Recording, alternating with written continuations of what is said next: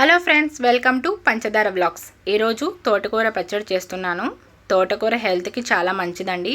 రైస్లోకి చాలా బాగుంటుంది. ఎలా చేయాలో చూసేద్దాం రండి. ముందుగా మీడియం సైజ్ తోటకూర తీసుకున్నాను. బాగా క్లీన్ చేసుకొని పెట్టుకోవాలండి. ఇలా కాడలతో సహా పచ్చడి చేసుకుంటే చాలా టేస్ట్ వస్తుందండి. 4 మీడియం సైజ్ టమోటా కట్ చేసుకొని ఇలా పెట్టుకోవాలండి. ముందుగా ప్యాన్ పెట్టుకొని 2 టేబుల్ స్పూన్ ఆయిల్ వేసుకోవాలండి. ఆయిల్ హీట్ అయ్యాక చిటికెడు మెంతులు, 1/2 టీ స్పూన్ జీలకర్ర, 1 టేబుల్ స్పూన్ నువ్వులు వేసుకోవాలి. నువ్వులు త్వరగా వేగిపోతాయి కాబట్టి సిమ్లో పెట్టుకొని ఫ్రై చేసుకోండి. వెంటనే పచ్చిమిర్చి వేసుకోండి. నేను 10 పచ్చిమిర్చి వేసుకున్నానండి. కారం ఎక్కువ తినేవాళ్ళు ఇంకా ఎక్కువ వేసుకోవచ్చు. పచ్చిమిర్చి బాగా ఫ్రై అయ్యాక ముందుగా కడిగి పెట్టుకున్న తోటకూర వేసుకోవాలి. తోటకూర వేసుకున్నాక ఒక 2 మినిట్స్ సిమ్లో పెట్టి బాగా మగ్గించుకోవాలండి.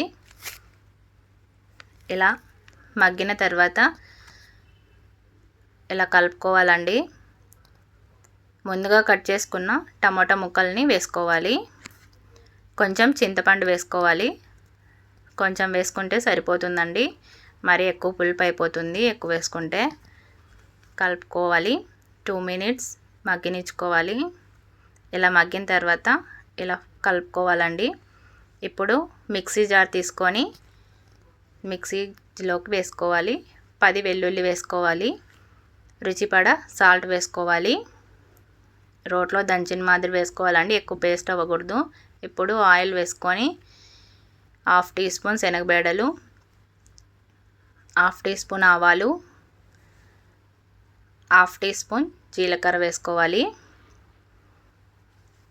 కొంచెం ఇంగువ వేసుకోవాలండి.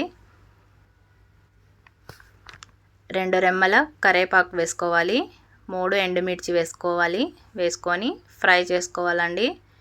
ఇలా ఫ్రై చేసుకున్న తర్వాత ముందుగా వేసుకున్న పచ్చడి దాంట్లోకి పోపు వేసేసుకోవాలి. ఇలా ఆనియన్స్ వేసుకోవాలండి. ఆనియన్స్ వేసుకొని రైస్లోకి తింటుంటే ఆహా, ఆ సుఖమే వేరు. మరి ట్రై చేస్తారా? ట్రై చేసి ఎలా ఉందో కామెంట్ సెక్షన్లో కామెంట్ చేయండి. Please like, share, subscribe. మళ్ళీ వీడియోలో మీ ముందుకు వచ్చేస్తాను. బాయ్.